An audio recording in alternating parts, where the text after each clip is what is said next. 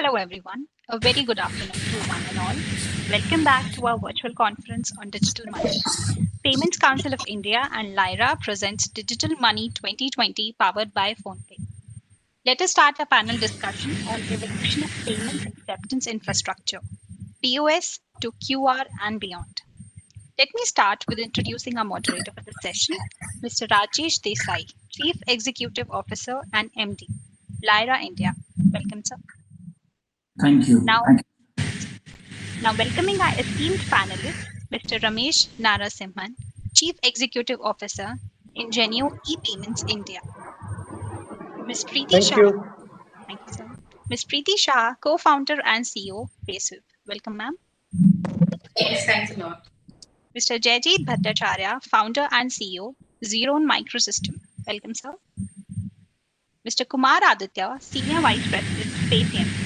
Welcome all of you.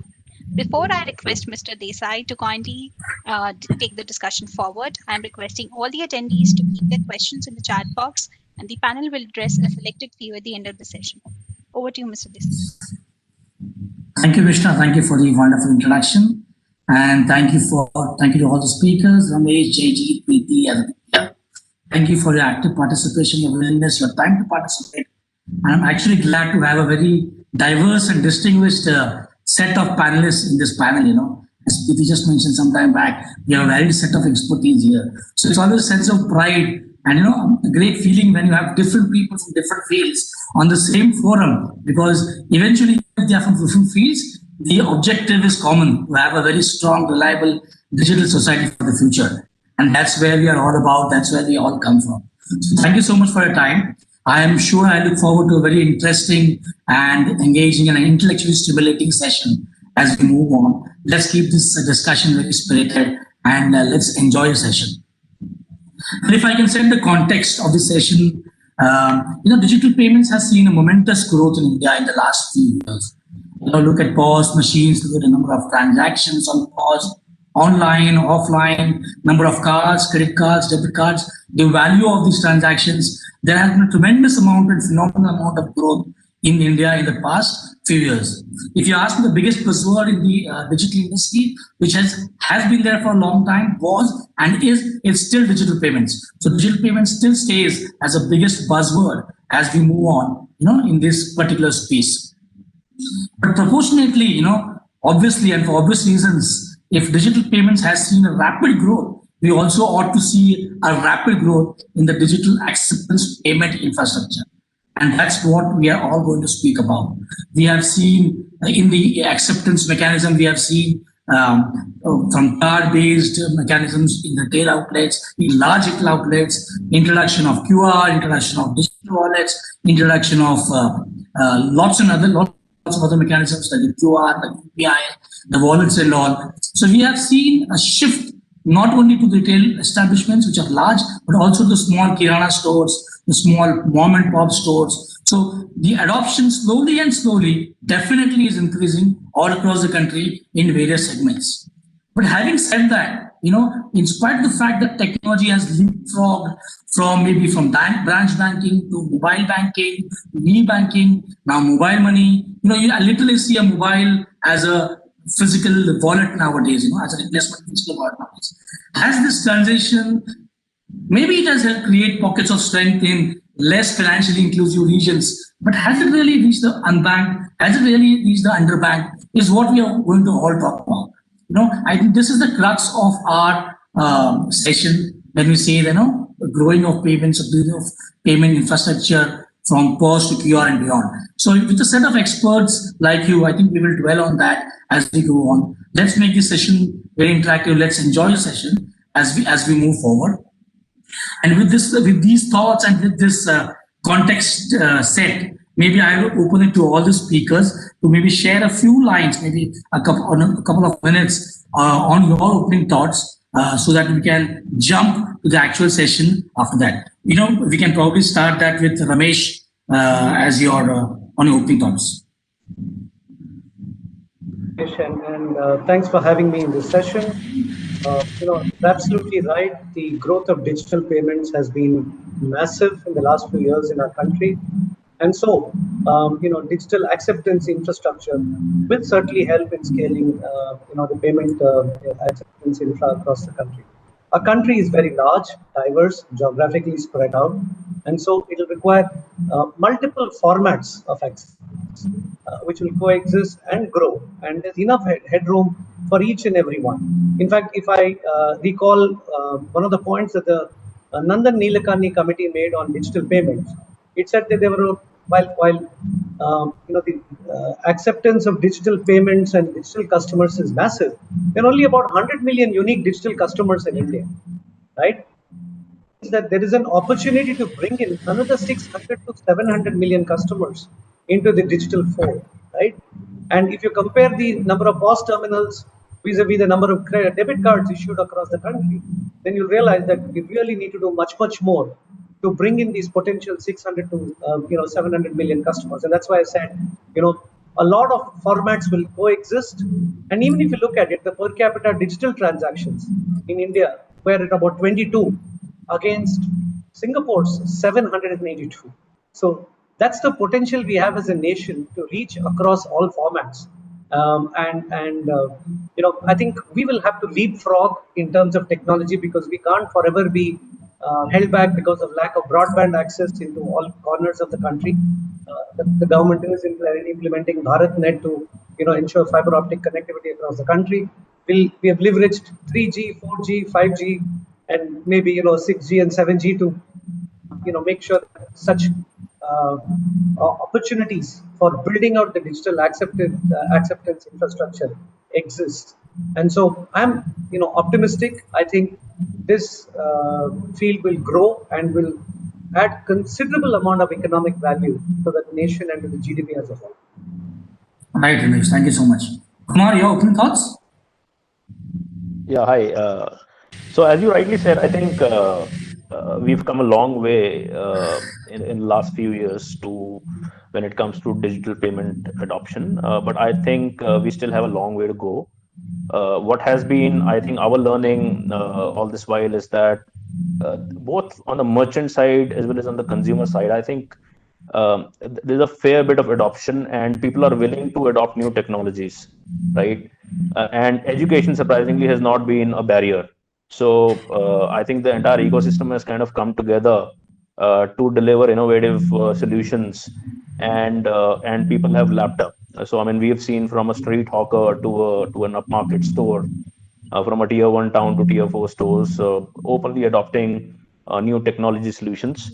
So I think we have a very bright future as we go ahead, and the results of the last few years have really kind of proved that we can go the extra mile. So it's been fairly encouraging. Yeah. Thank you, Kumar. Priti, Rab, something?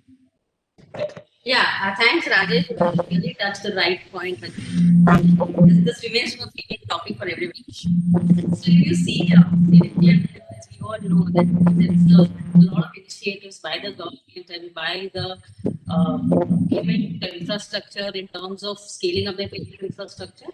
But if you see that issuance has always been incentivized versus acceptance.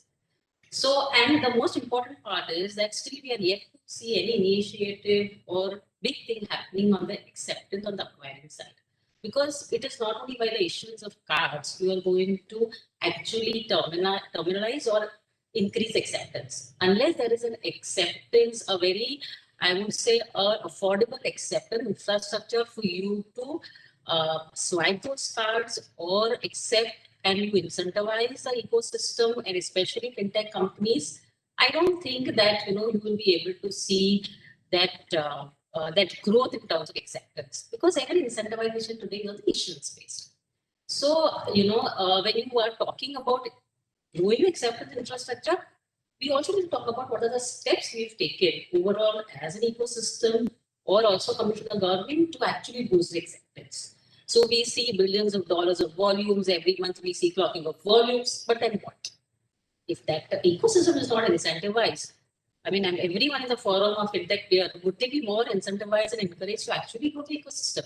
Until when we will be putting in dollars to actually grow it? At the end of the day, we are building a nation, right? So my sincere request would be that through this forum, if we can also say, because people are first of all not aware what the cost of acquiring. When I speak to my merchants, कहते हैं, madam, cost online के लिए इतना पैसा, भाई आपका cost क्या है? एक machine डाला, transaction हुआ, what do I have cost? So one is the education awareness is missing that acquiring and acceptance of business is actually a cost, increasing business. And the more you process the volumes in your system, the more the cost is getting increased. So I think that needs to be also addressed. And I'm sure you are in that industry, Rajesh, too much you know better than me. Then you know what are the costs here. So through this forum, if we can also have that billions of dollars have been processed, damn good. But so what are we going to do next in terms of encouraging, especially the fintech players who are actually the torch bearer for getting the micro merchants and the Bharat part of India into the ecosystem. At the end of the day, they are the guys who are getting that in the system. So that's my thoughts from my side. You're on mute, Rajesh. Yeah, right, Priti. So as industry players, obviously it is our duty to come collectively and positive together to make it happen, as we move on our digital journey. Jaijit, your thoughts on this? Yeah, if I just look back at the journey, the developments in payments have actually been driven by new technology models coming in. And those technology models, be it APS, be it UPI, and so on and so forth, even for that matter, card payments, which was a huge revolutionary leap and which still consists of a majority of the payments happening. All of them were the technological advances, which led to new business models coming on top of it. And the new business models required multiple operational models that would enable the business models, such as what Priti mentioned, sending a POS terminal to each of the shops or ensuring that some kind of an app gets downloaded, and then having a mechanism to make sure that the payment goes through. So those are new operational models which fuel the business models. Now, unfortunately, if we look at some of these payment mechanisms, the business model becomes a question mark. And therefore, given that payments is the lifeblood of any economy, are we comfortable having payment mechanisms with practically no business models? On top of it, what we see is that each of these points, whether the technology model, the business model, the operational model, they are driven by the regulatory models that are controlling it. And we see regulatory models which seems to be partial to certain kinds of payments and kind of penalizing other kinds of payments. And I'm not entirely sure whether that's a right and healthy way of having a vibrant payment systems in this country. And so, yes, we have made massive amount of progress, but there are also very, quite a few niggling concerns on the robustness of the payment systems that we have, and how long can this take us forward, and the fact that the regulatory system seems to be partial. So it'll be very interesting to see how things open up as we move forward. Also, as was mentioned right in the beginning by Ramesh, that there is space for many kinds of payments and many kinds of payment systems. And again, what we believe is that the current regulatory structure kind of throttles new kinds of payment systems from coming in. And it kind of deals with what are the existing forms of payment, which is APS, UPI, card payments, and QR code. But there will be payment systems coming up on top of it in future. And somehow the regulatory ecosystem does not allow that to happen. So those were my limited observations, Ramesh. Right. Thank you, Jay. Yes. Right. As a nation, we need to move forward, because if we take a step back, it's like losing a mile, So we can't afford to lose that mile. We need to take a step forward. So before we get into all these discussions, let me start by posing the first question to Kumar. Kumar, let's talk on innovation. How can innovations in payments acceptance infra enable the transition of our country to a less cash society? What do you want to say on that? Sure. So I tend to agree a bit before I move ahead on this question from my previous panelist, that it has to make business sense for the entire ecosystem to kind of advance this journey of digitization. And everybody has a role to play in that, from regulators to the participants. Our learning has been, as I said, that the adoption of technology has been good. I think one of the most important things which we figured out is the element of trust, whatever system you introduce, whether it's a UPI or it's a card-based system, I think that element of trust really enhances the adoption. Now, trust can come through your success rates. It can be through settlement payouts. It can be through the reconciliation mechanisms, through transactions history, information, or if I have to talk about, so we launched a device called Soundbox a few months back. I think we feel that anything which does this to the system, right, is definitely adopted much quicker than any other thing. Um, in terms of, I think, in terms of the market, as I said, the space is huge, right? There are enough white spaces, uh, uh, uh, enough spaces for all forms of payments, whether it's a card-based payment or UPI-based payments, for the market to adopt. In the end, I would say we still have a long way to go, and sustainable business models will survive.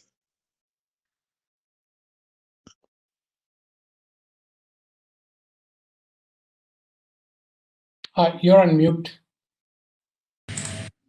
Yeah, thanks. Yeah. So even though the number of transactions, digital transactions, has grown multifold, and it's a positive sign for the country or the economy, I think we are far from creating a very robust payment ecosystem.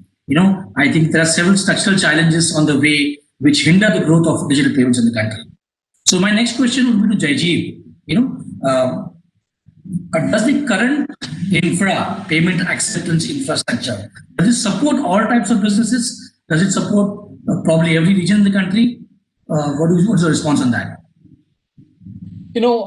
Let's take each one of them one by one. If you look at, let's say, UPI, it's a fantastic innovation. But when it comes to UPI to be used offline, which is on the street, you're kind of assuming that every consumer will have a smartphone.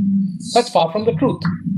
More than 50% of the population still has a feature phone, which is a dumb phone, and therefore they cannot really make a UPI payment.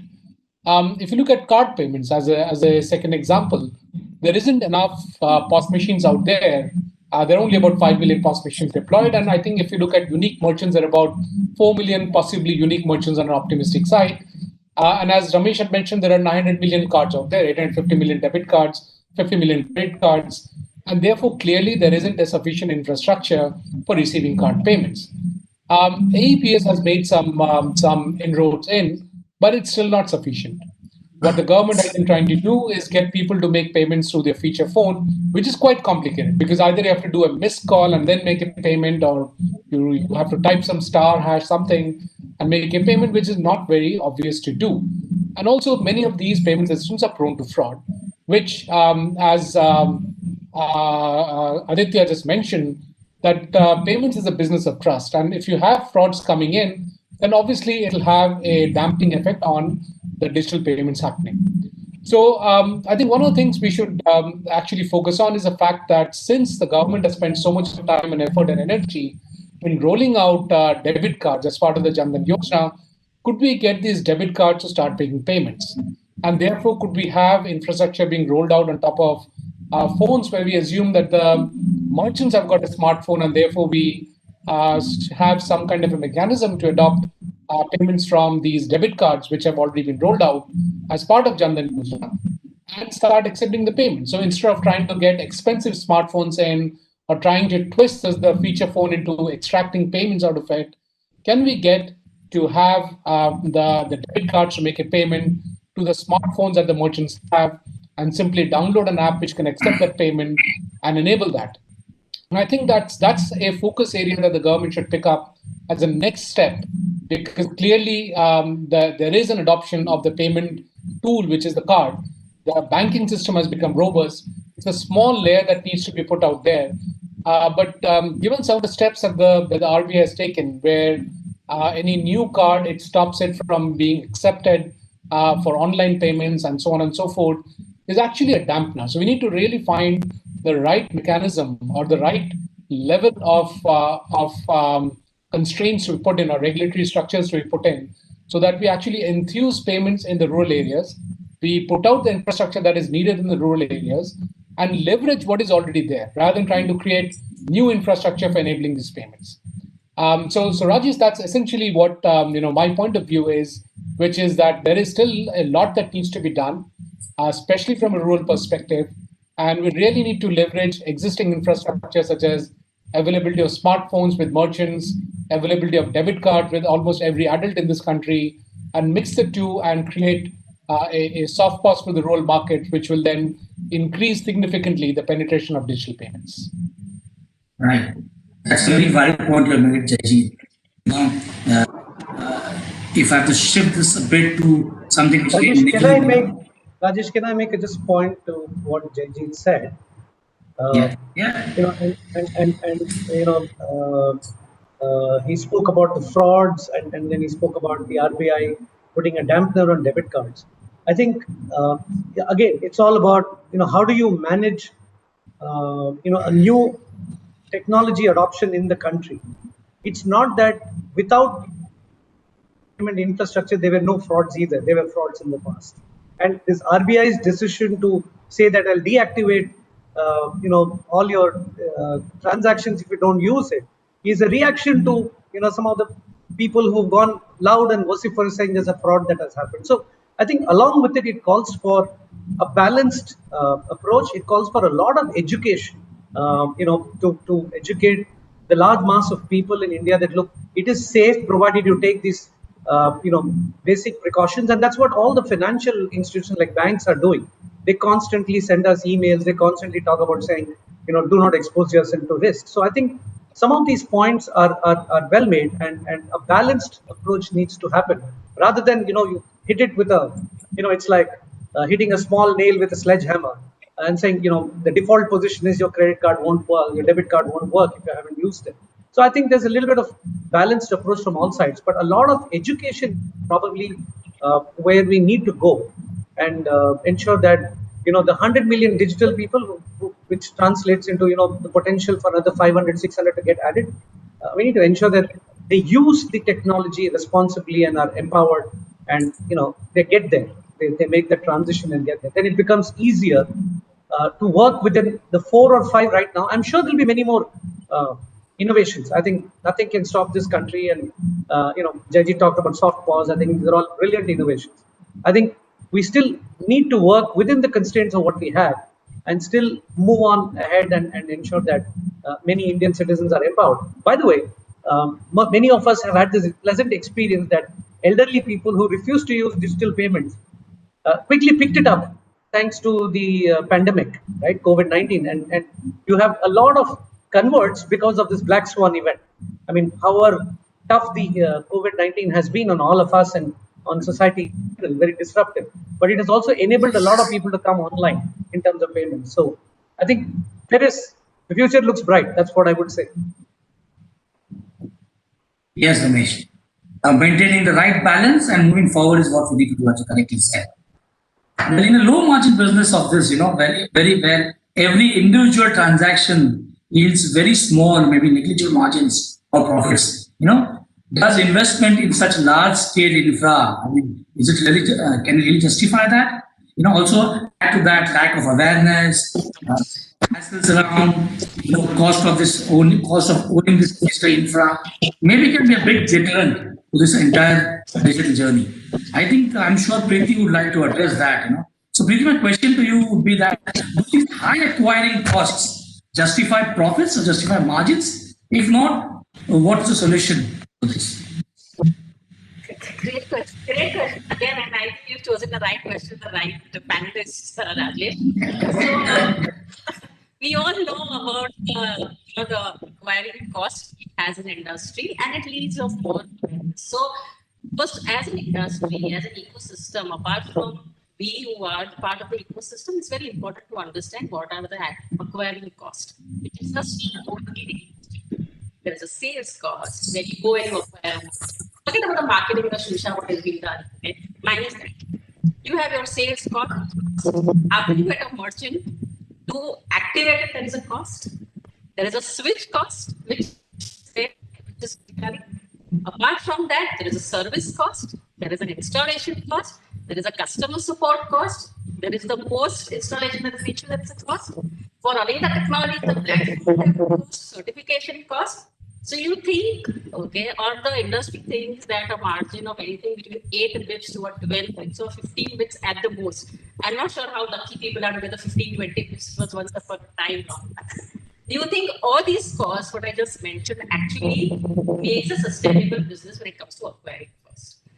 So even if you do not want to only venture into payments, you are forced to be a semi-bank, even if you don't want to do banking, because acquiring a standalone business, obviously, with the cost what I just told, is not, maybe you will be able to sustain unless you do not scale.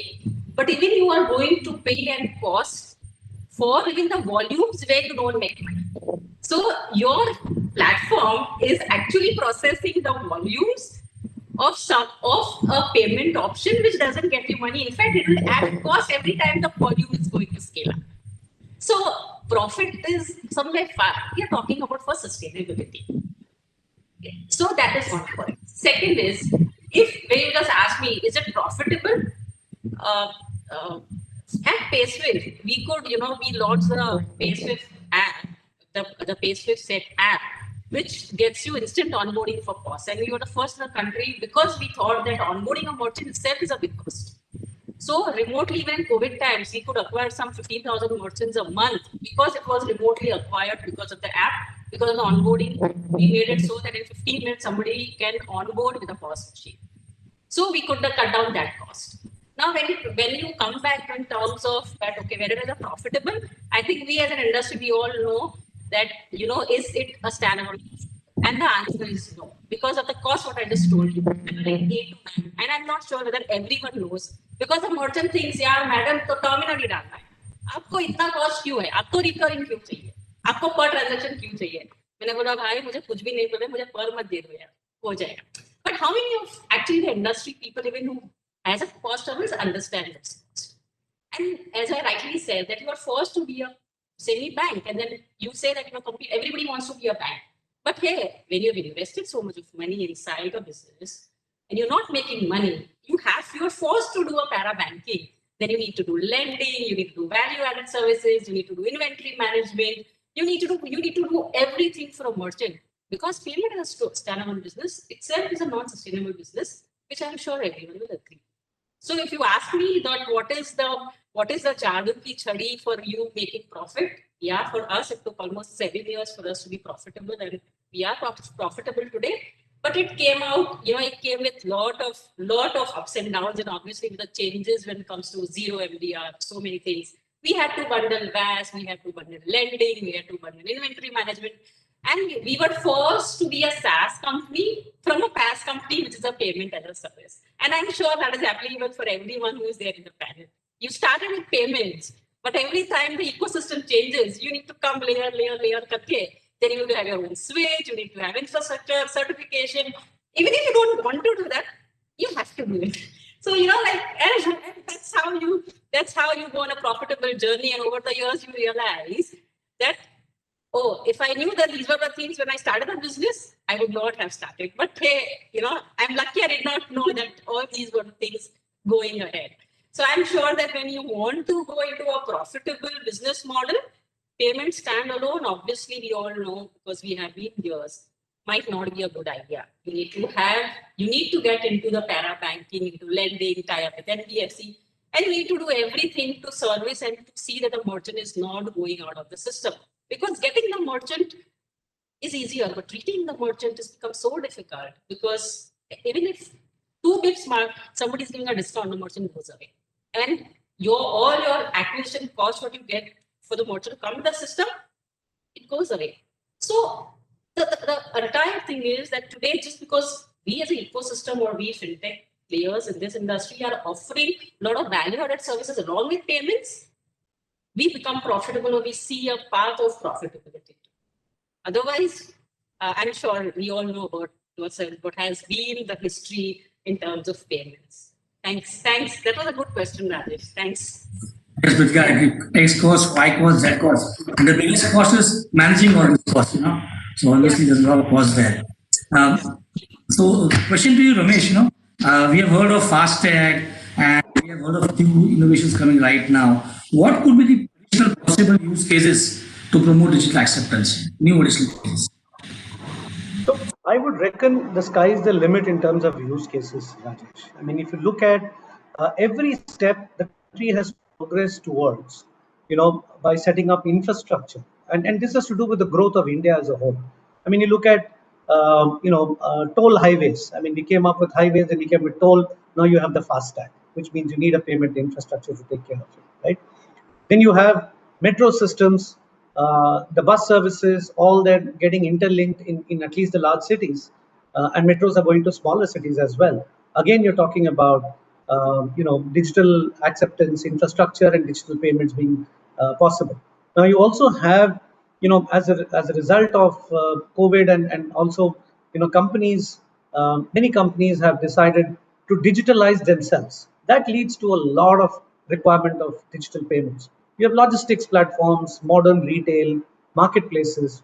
And then, of course, as a country, we have evolved knowledge intensive services, right, which we can offer to the entire world. Healthcare services, medical, and global IT services. Then the other area that I would look at where use cases will come in the future is agriculture.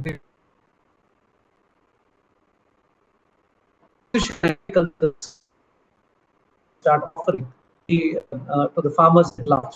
And all these use cases essentially end up justifying or requiring payments infrastructure or some form of digital payment or the other. And I read a McKinsey article and it played on my mind. The growth that McKinsey expects in some of these areas like financial services, they think that the growth in digital, the digitalization and the payments would be something like 170 times. Logistics 30 times, retail 10 times, healthcare, jobs and skills. All these are in 10x, 20x, 30x. And if you take the most interesting one, which we live with in the paradox of our times, e-commerce has taken off, in the country. And recently the Diwali sales ended. Huge, upside in terms of number of transactions across the country, servicing many pin codes, tier 4, tier 5 towns. But guess what? 70% of these transactions are cash on delivery, right? And that's the biggest challenge that e-commerce companies are facing today. How do you remove this cash from 70% of the COD that they came up as an innovation for India? There is a huge opportunity for companies like us who are on this panel and in listening in, as part of this conference, to see what we can do to reduce this 70%, make it digital even at the point of delivery. There are innovations. We have seen some companies come out with innovations, some companies, come, whether it be an online product like Link Pay, where you send an SMS and the customer pays, or the courier carries, a simple QR code which you scan and pay. Many innovations happening there, but this itself gives you the potential use cases. And as we, as a nation, as we move forward in our development cycle, I think use cases will be plenty for all of us, Rajesh. And I maintain that from the beginning. There's enough and more for a lot of payment innovations as well as payment companies in this country. It's just that we have to pick and choose the areas that we want to service. And as Priti aptly put it, it has to be profitable. It can't be, we can't be funding this exercise. This is something that the economic value from digitizing payments is an order of magnitude that will impact our GDP tremendously. And that's why when you have reports that compare us to Singapore in terms of per capita digital transactions, 782 versus us is 22. That's the distance we need to cover. And you will see the impact of that in the all-round progress of the country. True, Ramesh. Sky is the limit. No doubts about that. Let us shift the topic a bit towards the developments on the regulatory side. Let me put this to Kumar. Kumar, can you share your insights on the RBI instructions for interoperability QR against the exclusive or the proprietary QR codes in order to reinforce acceptance infrastructure? Yeah, sure. So So I think as an organization, we believe that we are still at a very infant stage in terms of the digital payment penetration, as most of the panelists have agreed, and the size of the pie has to grow, and that's what we believe. And if that grows, I think there's enough business for everyone, and ultimately, consumer and merchant both should have a choice. So from our perspective, so we adopted interoperable QR codes. All-in-one QR code is what we call. You can scan with any UPI app and you can pay. I don't see it as a challenge at all because I think most of the industry is already on it. And that's actually the way forward. So we are like fully compliant and fully in agreement with the regulator's decision on this. Yeah. Okay. Ramesh, so Jaijit, your quick take on Section 269 SU? Very interesting. There cannot be a quick take on it, but I think it's in a manner it's a forward-looking provision which allows or forces companies which have got turnovers of over 50 crore to mandatorily provide payment mechanism of UPI-based payment and QR code-based payment and RuPay debit card-based payment to all its vendors and creditors. Having said that, it's also a built-in discriminatory mechanism that why aren't the other systems being supported? And why is regulations only pushing for certain kinds of payment system? And clearly, these are not just government systems. UPI is not just a government system, and there are other competitors who will be coming up to UPI. So why only UPI being pushed? Although, as I said, I know it is a forward-looking, but it should not be discriminatory in nature. If I extend that argument, why is it that there is a GST on payments made by credit card? So there is a penalization on other forms of payments while there is a promotion of a certain kind of payment. And that is what I was mentioning as creating a non-level playing field among the various payment mechanisms. Let the best payment mechanism evolve, and different segments and different requirements will have different payment mechanisms coming in without the distortion of regulations being brought in. In fact, where we actually need regulations are aspects such as safe harbor. One of the topics that was coming up that, in fact, I guess Ramesh was mentioning was, why should we be penalized for deficiency in the market? For example, if somebody has made, a payment using credit card, somehow the credit card network is responsible if the goods were delivered or not. We are not an insurance company. Why is that still a liability for the card provider? It's almost like saying if you buy something by cash and you're not happy with it, RBI will refund you the cash. That doesn't happen. If RBI is not refunding the cash, why are the card companies being made to pay back the money, which was done as in terms of fraud? If an adult has done a transaction, they would have knowingly done it. If they had done the transaction using cash, then there would have been no recourse back to the credit card company. So there needs to be a safe harbor for many of these fintech companies, these digital payment companies. And I think that's where regulation should be coming in rather than creating regulations which distort the level playing field. Yeah, thanks, Jay. So as we come towards the end of our time together, I would like to have one common question, which probably can be responded by Priti as well as by Ramesh. So is the current uncertain situation a in disguise or a hurdle in the way of promoting digital payments? Is there any impact on the payment infrastructure? And will people turn to traditional payment modes post the COVID? Priti. Yeah. Obviously, I am in the industry and driving a business, I would say it's a boon, obviously. So it is definitely a boon as long as it is not only sustainable, but we as the stakeholders and very important stakeholders of the country are also incentivized because there are additional costs what we bear. It cannot earn from float, fintech company, and so there is an incentivization. Obviously, this boon can become double boon. That is the first point. And second point is a lot of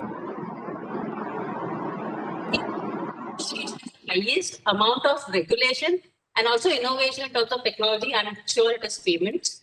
And if you see tomorrow, we're talking about tap to phone, we're talking about a lot of other innovation which comes. So I definitely think that this is definitely it's going to be a big boon for India in terms of we having a digital leap.